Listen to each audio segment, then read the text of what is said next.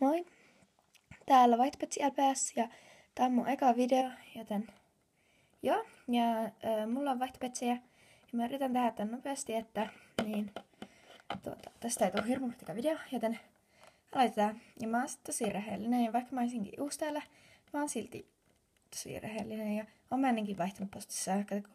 Mulla oli ennen semmonen kanava, mutta siitä mä en kerron nyt enempää. Ekana tällainen ihana lammas. Sillä on tuossa joku lika. Mä yritän saada sen pois. Tällainen todella hyvässä kunnossa muuten. Ja sinne magneetti. Tällainen jännä kissa. Tällainen NS-japanilainen. LPS ja reikä. Sitten tämmönen hevonen.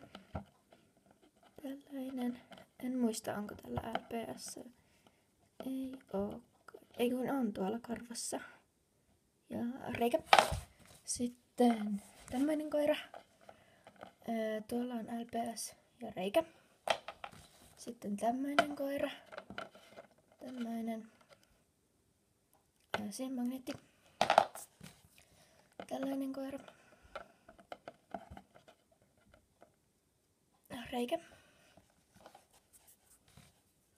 Sitten tällainen. Fretti. Reikä. Sitten tulee ne kaksi parhainta. Eli kettu, LPS ja reikä.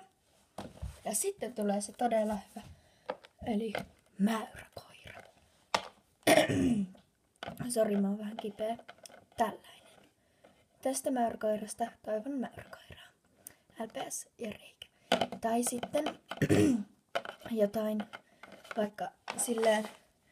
Tästä mäyräkoirasta mä toivon silleen, että vaikka kollia ja joku ihan tavallinen petsi, mutta tai sitten joku tämän muotoinen mäyräkoira tai semmoinen toisen muotoinen mäyräkoira. Mutta kiitos kun katsoitte tämän videon ja laittakaa peukku pystyyn jos tykkäsitte ja tilatkaa mun kanavaa. Kiitos.